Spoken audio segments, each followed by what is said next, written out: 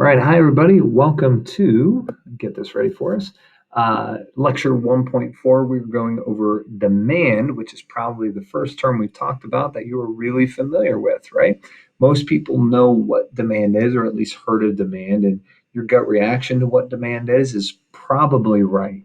So let's get into it. The definition of demand is how much of a good people, consumers, we call them households in economic, how much of a good households are willing to buy at a set price.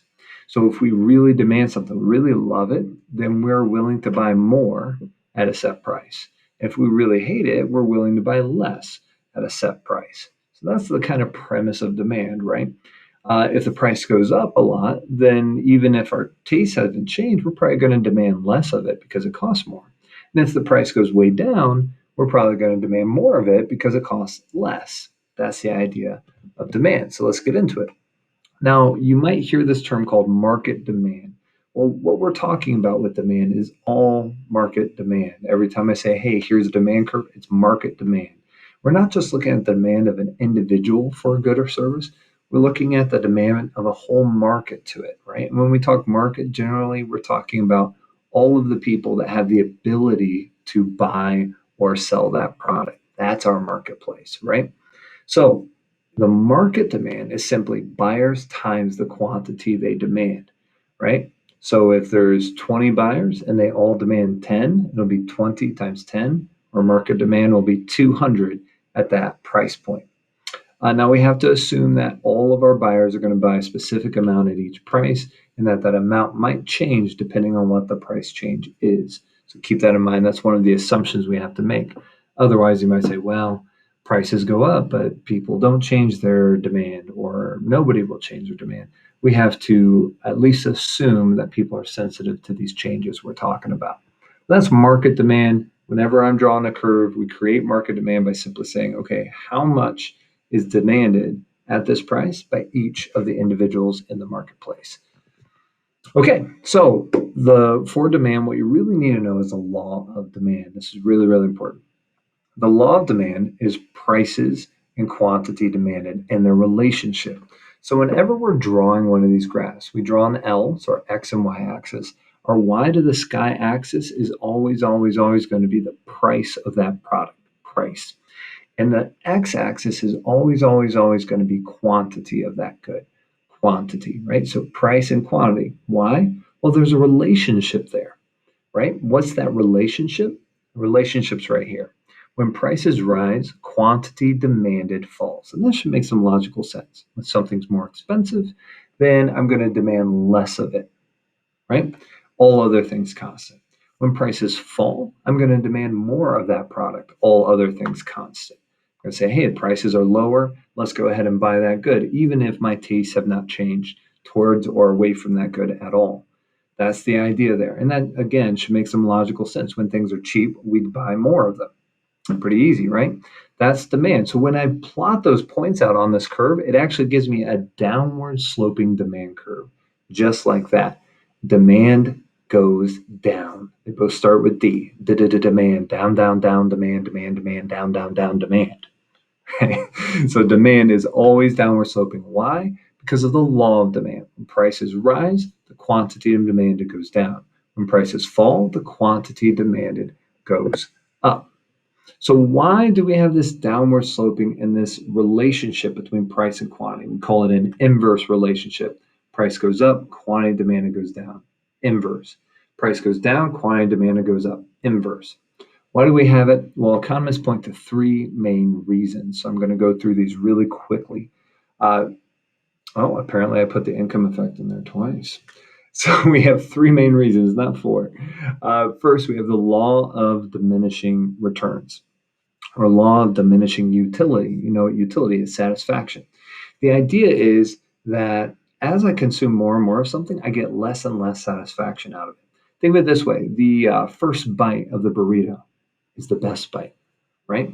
But when you're finishing your Chipotle burrito and you're so full you can barely stand it, and you're eating the final bite and it's just sour cream and a couple of grains of rice and way too much tortilla, that last bite is not going to be as satisfying as the first. In the same way, we approach all goods and services like that. So as the quantity goes up, we're going to be willing to pay a lower and lower price for it because we're not getting as much satisfaction out of the 15th or 20th slice of cheese as we were the first slice of cheese. So when quantity rises on that x-axis, the price we're willing to pay goes down. Okay, makes sense? So that's that inverse. Quantity is going up, price is going down as a result. Second is the income effect. The income effect is pretty simple as well. When price goes up, I'm going to demand less of a good or service. When cheese prices go really high, I'm going to demand fewer cheeses. Why? Well, I only have so much income. So it's a larger portion of my income to buy that cheese, so I demand less cheese. That's the income effect. And then finally, the substitution effect. This is one that's referred to probably the most frequently.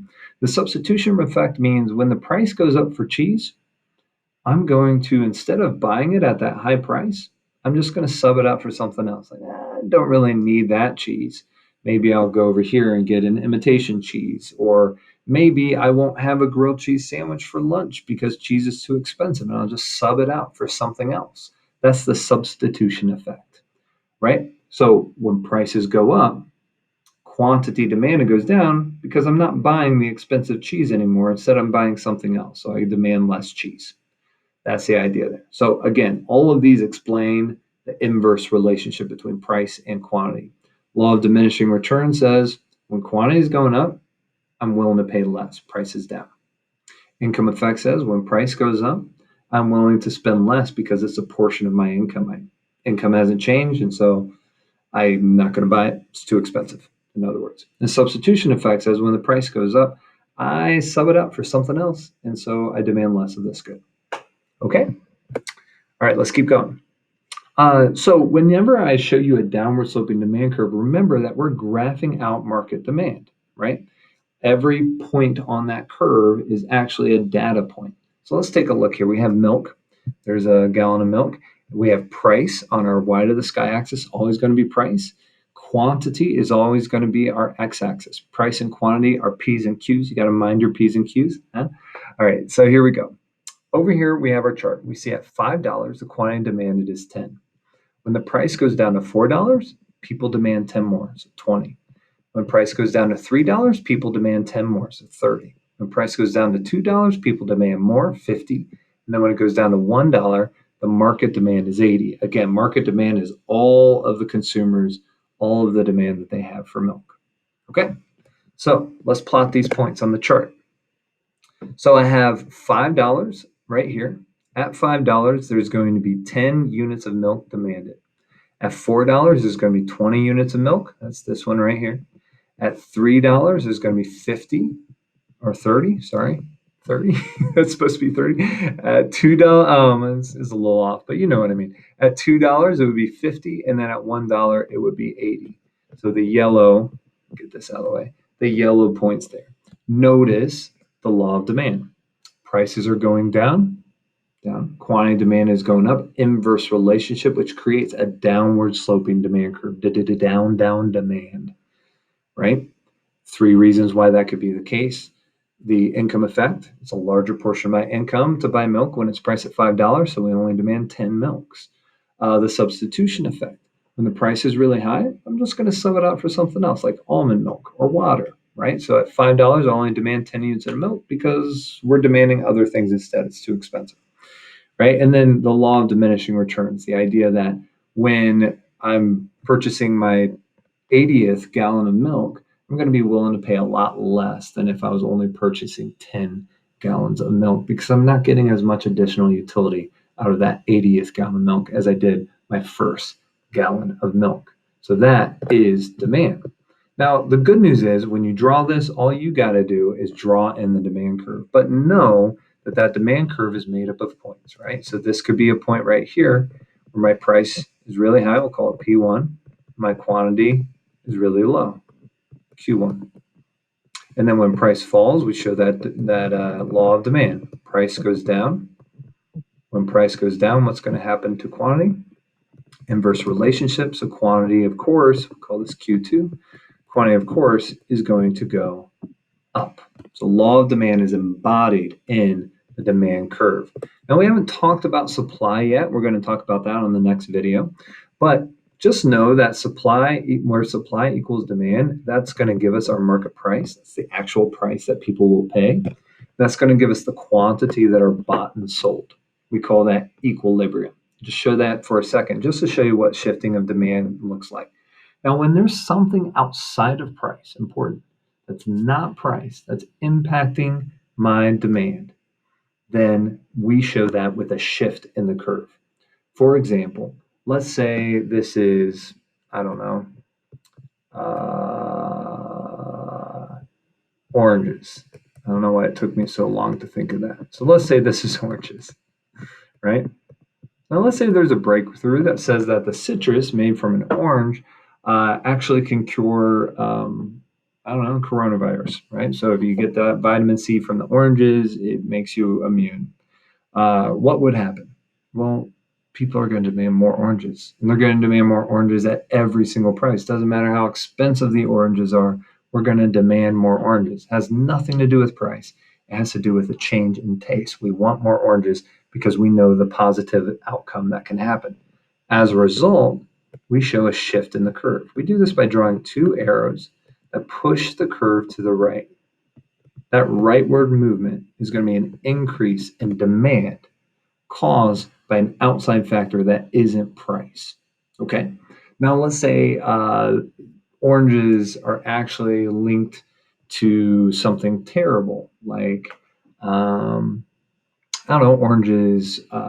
They were contaminated. Now they have hallucinogens in them, and makes you see things that aren't actually there, right? So this news report comes out. Everybody's scared of oranges. What's going to happen to demand of oranges? Well, demand of oranges is going to go down, and not just at this price, at every single price.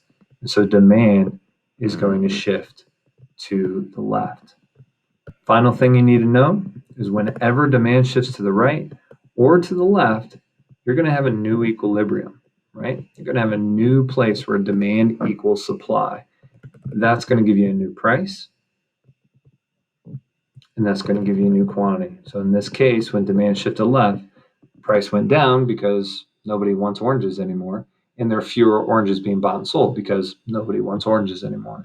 But when it's cured the coronavirus, quantity went up because everybody wants oranges, and as a result, it bid up the price. Again, because everybody wants oranges. So that's shifting of demand. We're going to spend more time with that later. I just want to show you that because there's a Khan Academy question on it here in a second. Okay, that's it. Check out Khan Academy 1.4. Keep in mind, these are designed to be challenging, the Khan Academy is. So even if it's really, really difficult for you to answer questions, do your best, and then we'll come back together and we'll talk about it tomorrow. All right, take care, guys.